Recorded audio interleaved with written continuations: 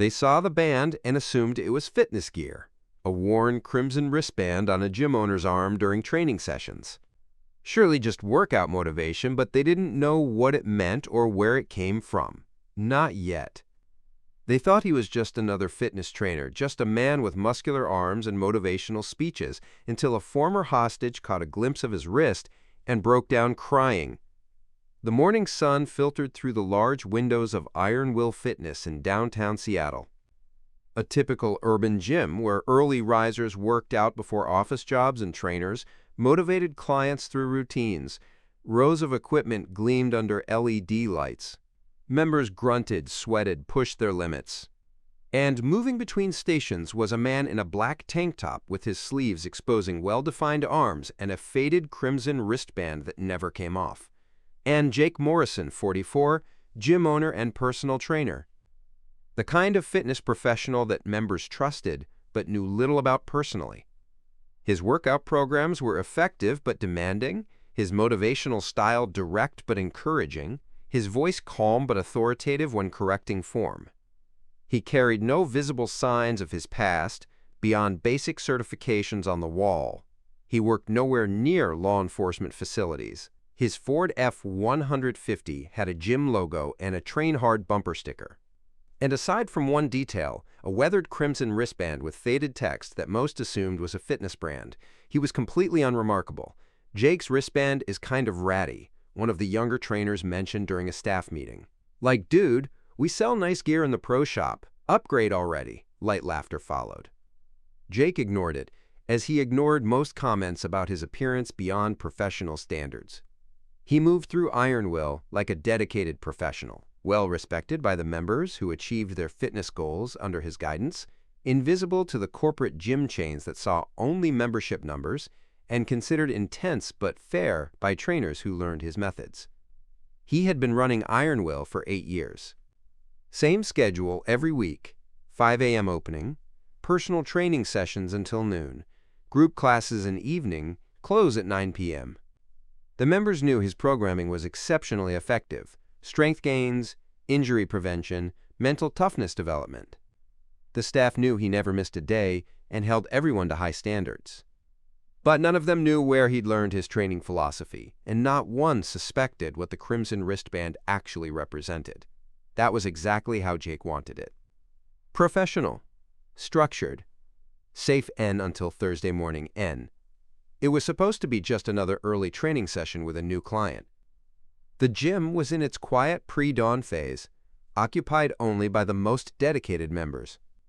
Jake was demonstrating proper deadlift form when a woman in her 30s approached hesitantly, her guest pass indicating this was her first visit to Iron Will.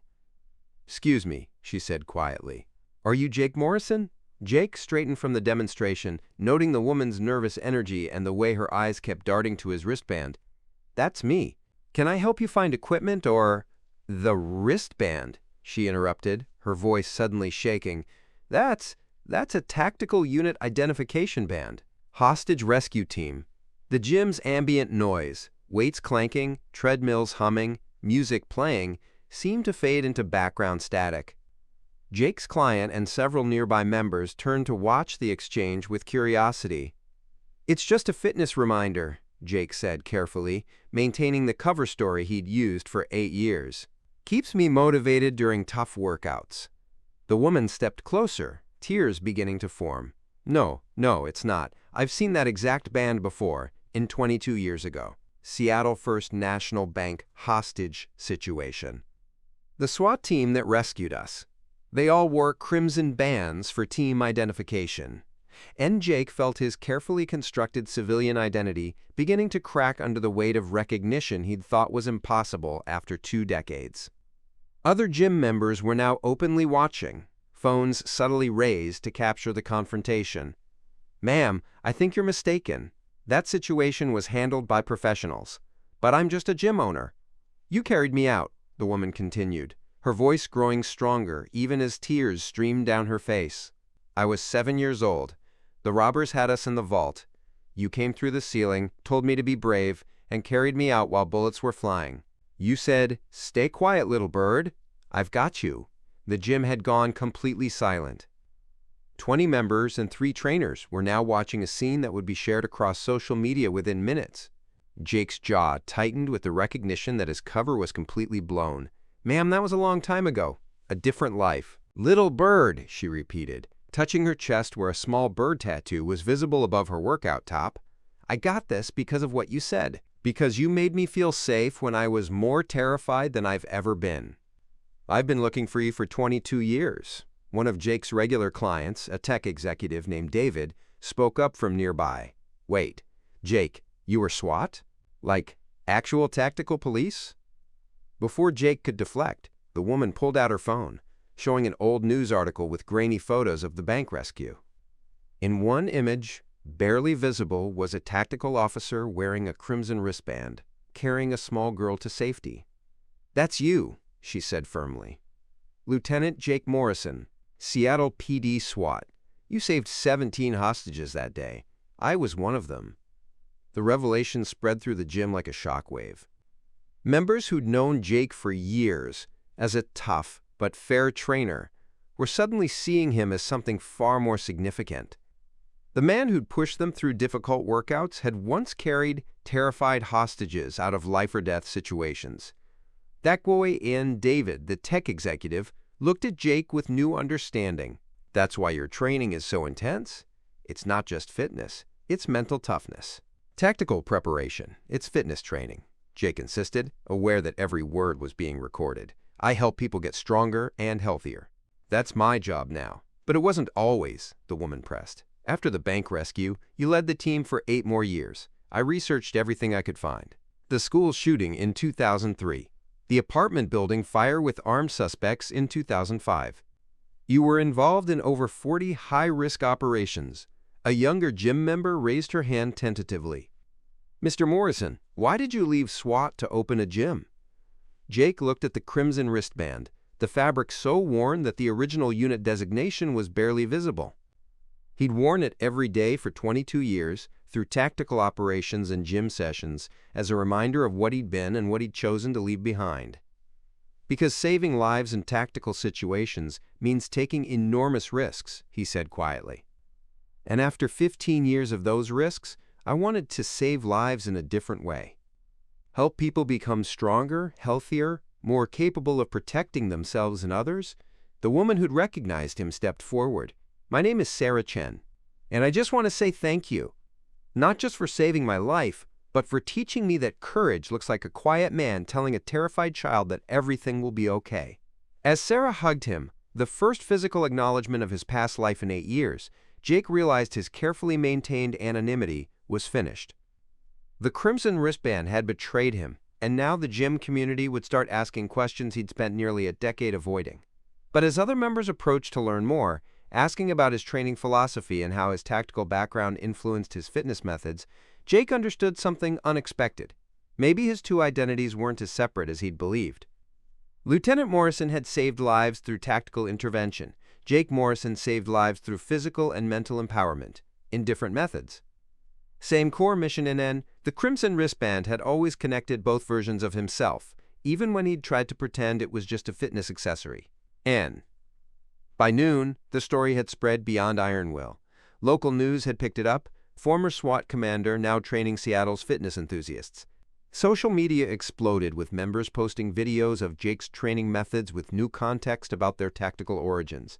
Jake found himself fielding questions all day, from members asking about the psychological aspects of high-stress performance to reporters requesting interviews about his transition from law enforcement to fitness. And during a rare break, his business partner and co-trainer, Maria Rodriguez, cornered him in the office. "Jake, in 8 years you never mentioned you were SWAT. I thought we were friends."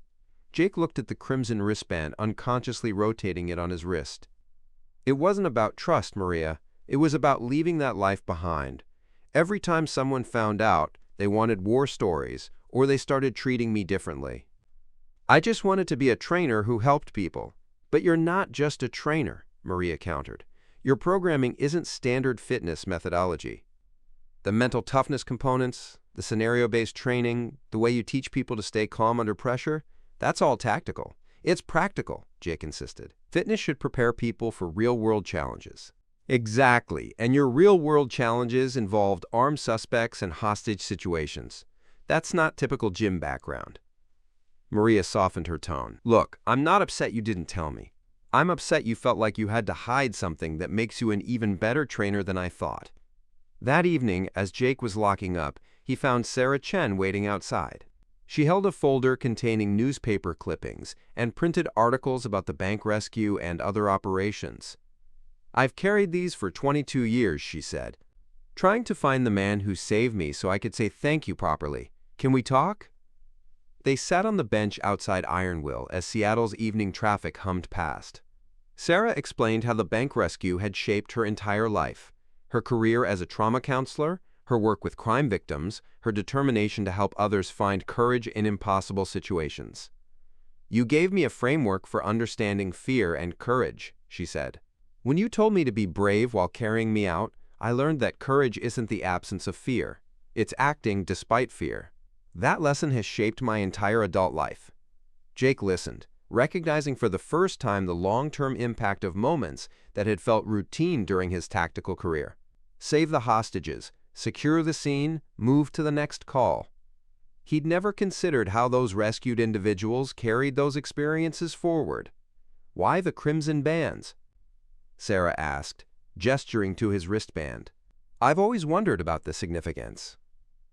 Jake explained that his tactical team had adopted crimson bands during a particularly difficult operation where standard identification had failed. The color represented blood, both the willingness to bleed for others and the responsibility to prevent bloodshed when possible. Every team member wore one during operations as a reminder of the stakes.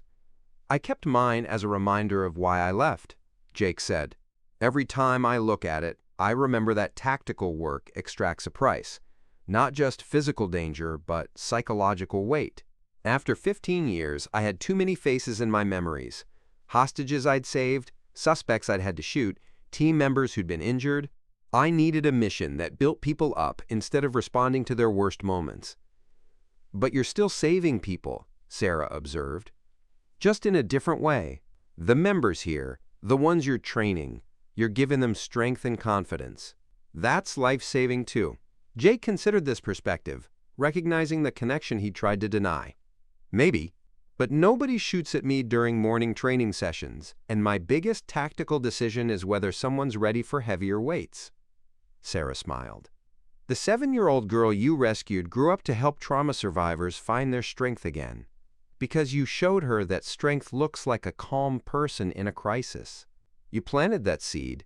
Now you're doing the same thing here, teaching people to be strong under pressure.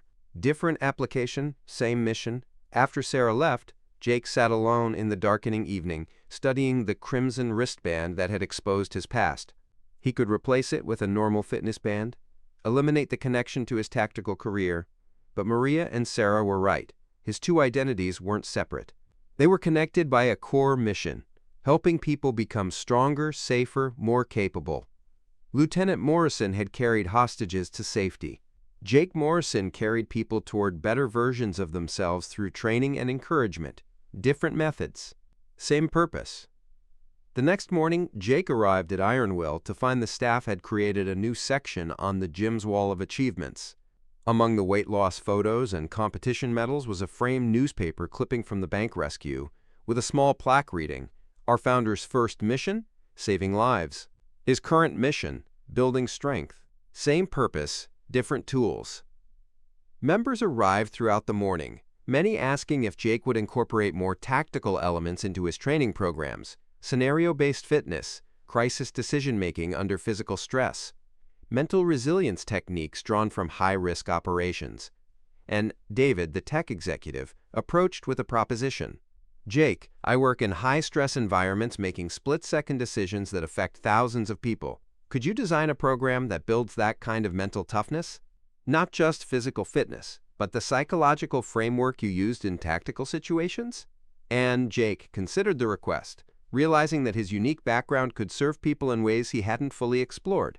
Corporate executives under pressure, parents managing family emergencies, first responders, security personnel, all could benefit from training that combined physical capability with tactical psychology.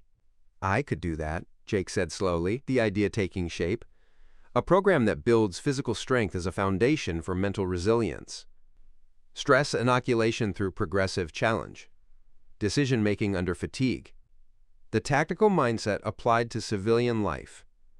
That's exactly what people need, David enthused. Not military training, but the mental framework that helps people stay calm and effective when everything's going wrong.